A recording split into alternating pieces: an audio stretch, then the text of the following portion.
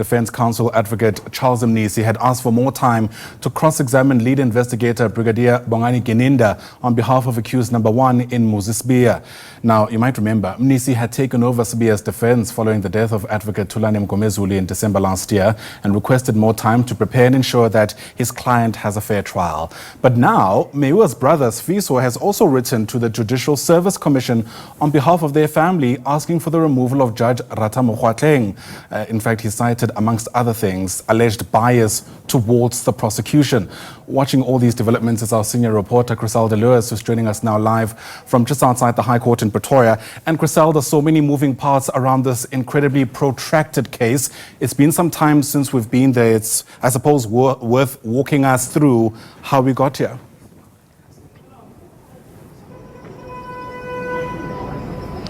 Well, that's right, Ayanda. Indeed, will resume after close to a 2-month postponement. Well, this was to allow, as you indicated, the new lawyer, Advocate Charles Mnisi, for accused number 1, Muzi Sibiya, to prepare his defense for his client. You'd recall that Mnisi, as you indicated, also represents accused number 3. He took over after Sibiya's lawyer, Thulani Mngomezulu, passed away in December last year, as you indicated. And at that time, Mngomezulu, when he had passed away, he was due to start cross-examination of lead investigator Brigadier Bongani Gininda on behalf of accused number 1. But you'd recall, during this postponement, there was a letter, as you indicated, from the Meyiwa family, confirmed, written by the deceased brother Sifiso, calling for the recusal of the presiding judge, Ratha Mokgoatlheng, accusing him of alleged bias. But according to at least one legal analyst that I spoke to, that may not really hold any water. Let's take a listen. Without taking away the concerns of the family and the family members who wrote the letter to the Judicial Services Commission, in my view, they have unfortunately followed the wrong route.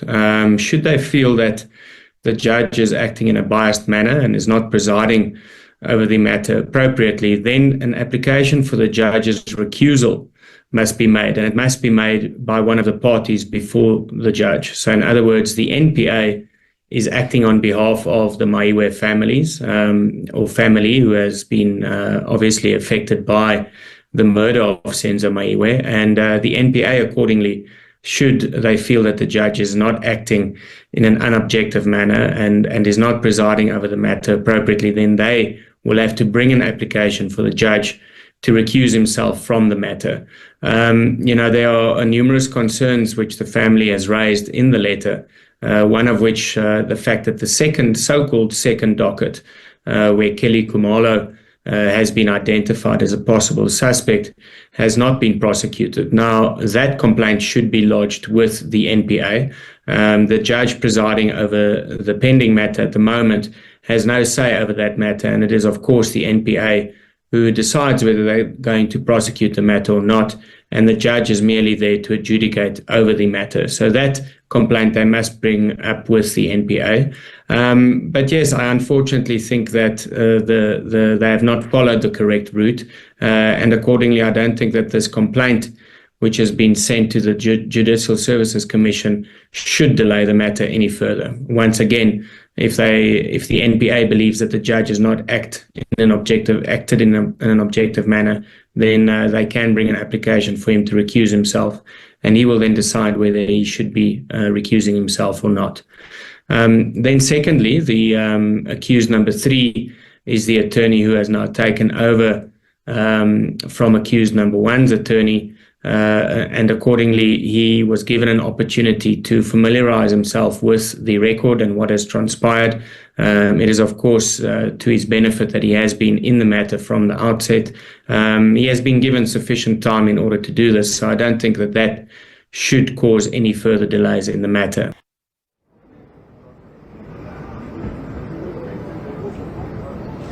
So, Ayanda, but what we've heard from the lead investigator, Brigadier Bongani Gininda, so far is that the killing of the soccer star was a contractual killing ordered allegedly by Meyiwa's then-girlfriend, Kelly Khumalo.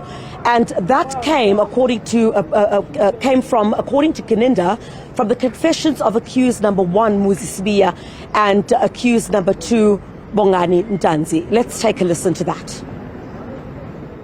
Currently, we have, before standing and sitting before this court, 5 accused persons, and in the statement it says 6 suspects actively participated in the planning and execution. Who is the 6th suspect? It's Ms. Kelly Khumalo, my lord. Remember this statement, I was applying for the warrant of arrest for Ms. Kelly Khumalo, so she would have been the 6th suspect. This one, at that time, we already arranged. They'd already made their first appearance, so this was November. So I was now moving towards Ms. Kelly Khumalo to be added.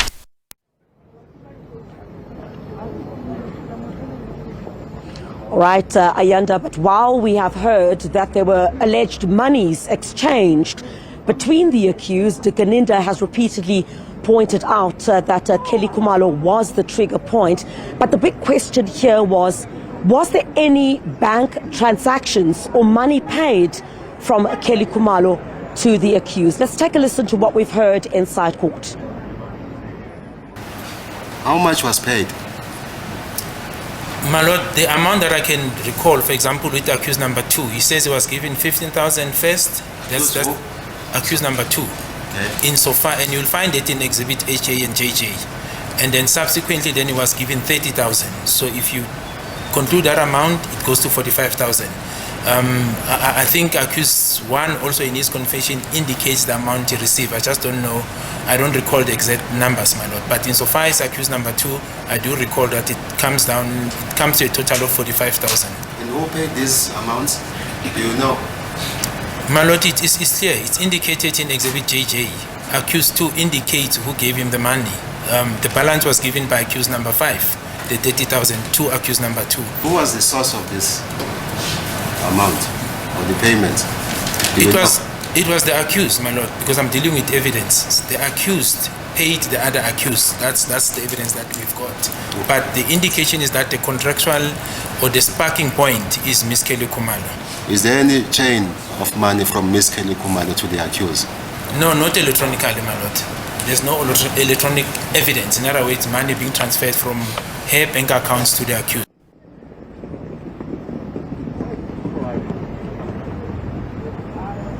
So crucially also, Ayanda, Brigadier Gininda also ruled out Longwe Twala, who was one of the people inside the house at the time that Senzo Meyiwa was killed. He ruled him out as the possible killer. Remember, the assertion was made by the late lawyer of accused number 1 that there was a scuffle inside the house leading to Longwe Twala shooting Meyiwa. Gininda basically testified that there were intruders inside the house on that day, and ruling out Longwe Twala, he basically pointed to the car movements and the cell phone data which suggested that he was not the killer. We're expecting proceedings to get underway at 10 o'clock this morning. Are we expecting any surprises, as we always do in this case? We certainly do not know, but the expectation certainly is that Advocate Charles Mnisi, who now also represents accused number 1, Muzi Sibiya, to begin that cross-examination on behalf of his new client, Muzi Sibiya. He'll be cross-examining the lead investigator, Brigadier Bongani Gininda. We're expected to start at 10 o'clock this morning, as I indicated. All right, Chriselda Lewis, and hopefully no more twists and turns in this case that's been ongoing now more than a decade since Meyiwa himself was shot and killed. But for now, Chriselda, live to us there from just outside the High Court in Pretoria. Thanks very much indeed.